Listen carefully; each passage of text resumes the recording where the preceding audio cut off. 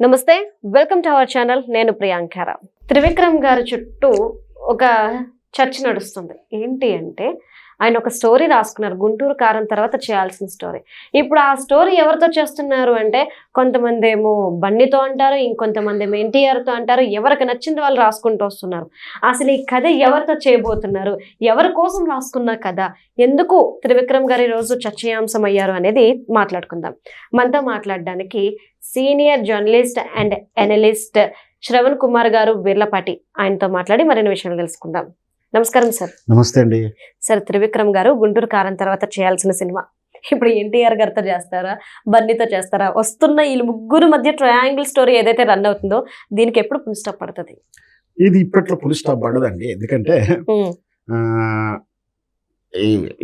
త్రివిక్రమ్ శ్రీనివాసరావు గారు కానీ, అల్లు అర్జున్ గారు కానీ, లేదా జూనియర్ ఎన్టీఆర్ కానీ ఫుల్ స్టాప్ పెట్టాల్సిన అంశం ఇది.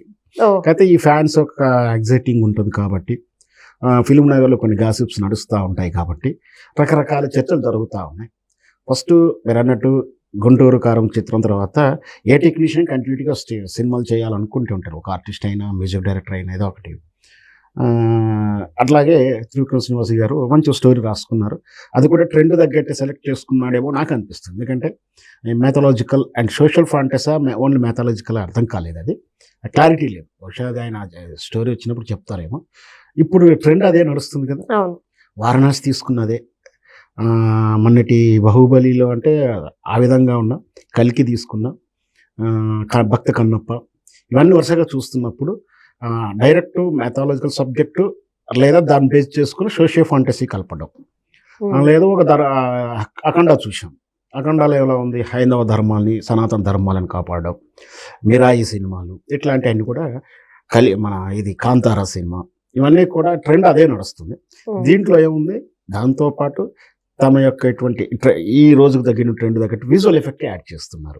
విజువల్ థ్రిల్ ఫీల్ అయ్యేలా రకరకాల విన్యాసాలు, యుద్ధ విన్యాసాలు కావచ్చు, లేదా ఒక దేవత దిగి వస్తున్నప్పుడు రకరకాల విన్యాసాలతో దిగడం కానీ, ఆ విశ్వరూపాలు చూపించడం, అంటే వాళ్ళు ప్రేక్షకుల్ని మంత్రముగ్ధులు చేసే విధానం, దాంతో ఆ సినిమాకి వచ్చే క్రేజ్. ప్లస్ ఇప్పుడు నడుస్తున్న ట్రెండ్ ఏంటంటే యావత్తు దేశ హిమాచలం అంతా కూడా హిందూ ధర్మం గురించి, సనాతన ధర్మం గురించి, అట్లాంటి పార్టీలే గెలవడం, అలా మద్దతు ఇచ్చిన వాళ్ళు గెలవడం. ఒకవేళ ఆ తరహా సినిమాలు వస్తే మనం ముందు గతంలో కూడా చెప్పుకున్నాం, ఈ సనాతన ధర్మ వాలంటీర్స్ అనొచ్చు, మోడీ గారి పరివార కుటుంబం సోషల్ మీడియా అనొచ్చు, ఇట్లా కూడా చిత్రాలని భుజాలకు వేసుకొని హిట్ చేస్తున్నారు, సినిమా హిట్ చేస్తున్నారు, చర్చిస్తున్నారు. దేశభక్తి చిత్రం వచ్చినా అలాగే చేస్తున్నారు. అంటే ఇప్పుడు ట్రెండ్ అది నడుస్తుంది కాబట్టి ఏమో మన త్రివిక్రమ్ శ్రీనివాస్ గారు గాడ్ ఆఫ్ వార్ అన్న టైటిల్ వర్కింగ్ టైటిలా, మరి అది ఫుల్ నేమా అనేది క్లారిటీ లేదు.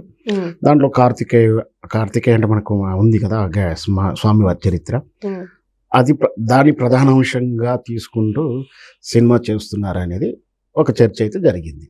ఇది వాస్తవానికి అయితే అల్లు అర్జున్ గారి కోసం పుష్ప 1 అయిపోగానే ఆయనతో చేద్దాం అనుకున్నట్టు ప్రాజెక్ట్ అని వార్త.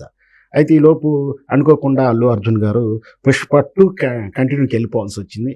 లాంగ్ పీరియడ్ తీసుకుంటున్నాడు.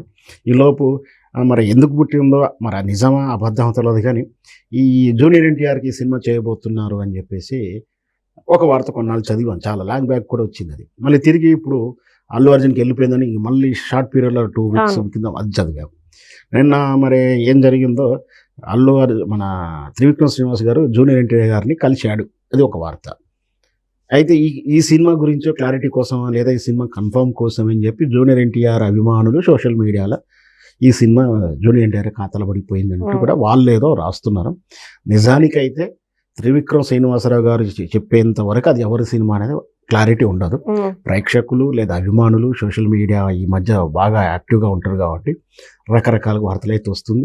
ఏం జరిగినా జూనియర్ ఎన్టీఆర్ గారికి ఆల్రెడీ సినిమాల షెడ్యూల్ ఉంది, కొరటాల శివ చిత్రం ఉంది, బహుశా అది దసరా వరకు వస్తుండొచ్చు. ఏం జరిగినా కూడా ఇట్లా వరుసగా చిత్రాలు అయితే వాళ్ళకి ఉన్నాయి. అయినా కూడా మరి అక్కడ వెయిట్ చేస్తాడా, ఇక్కడ వెయిట్ చేస్తారా, మరి త్రివిక్రమ్ గారి ఇష్టం అదే ఏం జరుగుతుంది మనం చూడాల్సి. సార్, అంటే త్రివిక్రమ్ గారు ఒక స్టోరీ ఎవరికోసమైనా రాసుకున్నారంటే ఫిక్స్ అయిపోయి ఉండిపోతాడు మైండ్ లో.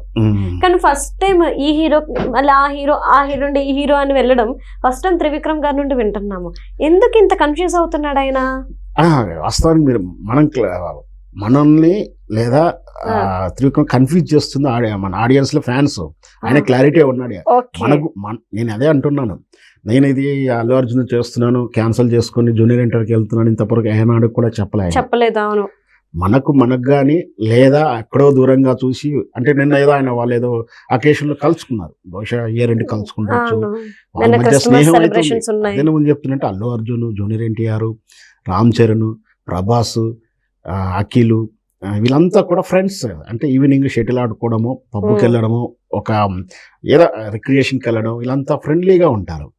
కానీ వీళ్ళ ఫ్యాన్సే దురదృష్టవశాత్తు ఏంటంటే ఫ్యాన్స్ కొట్టుకుంటున్నారు, ఒక సినిమాని ఒకసారి ట్రోల్ చేస్తుంటారు.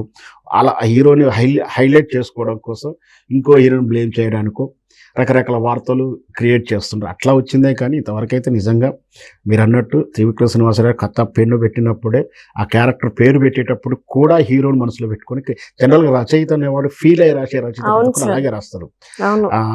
ఇంకా కొందరు చెప్పేటప్పుడు కూడా క్యారెక్టర్లు సినిమా హీరోలకు స్టోరీ చెప్పడానికి వెళ్తారు కదా, క్యారెక్టర్ పేర్లు చెప్పడం కదా హీరో పేరు కూడా చెప్తారు. అంటే ఉదాహరణకు మీరు బాబు గారు అంటాం మనం సినిమా భాషలో, హీరో బాబు గారు మీ తండ్రి గారు ఉంటారు, సత్యనారాయణ గారు, రావుగోపాలరావు గారు, ఇట్లా అంటే అప్పటికి క్యారెక్టర్ ఏంటో అర్థమైపోతుండే, సినిమా ఎలా ఉండబోతుందో తెలుస్తుంది, ఎక్స్ప్లెయిన్ చేస్తున్నప్పుడు. సరే ఆ తర్వాత ఎలా తీసుకుంటారో మనకు తెలియదు. సరే అట్లా ఏంటంటే నిజంగా రైటర్ అనేవాడు ఫీల్ అయ్యేవాడు, కథను స్పందించేలా చెప్పేటప్పుడు ఆ విధంగానే చెప్తారు, ఆ విధంగానే రాసుకుంటారు. స్వతహాగా రైటరు డైరెక్టర్ కాబట్టి మీరన్నట్టే 100% త్రివిక్రమ్ శ్రీనివాసరావు ఒకరు ఊహించుకొని రాసి ఉండొచ్చు. బహుశా ఈ ప్రాజెక్ట్ పక్కకు పెట్టి జూనియర్ ఎన్టీఆర్ ఇంకో కథతో ఇంకో సినిమా చేస్తాడేమో. సో అట్లాంటప్పుడు ఆయన త్రివిక్రమ్ శ్రీనివాసరావు గారు మాత్రమే క్లారిటీ ఇవ్వాల్సిన అవసరం ఇది. Okay right, thank you so much sir.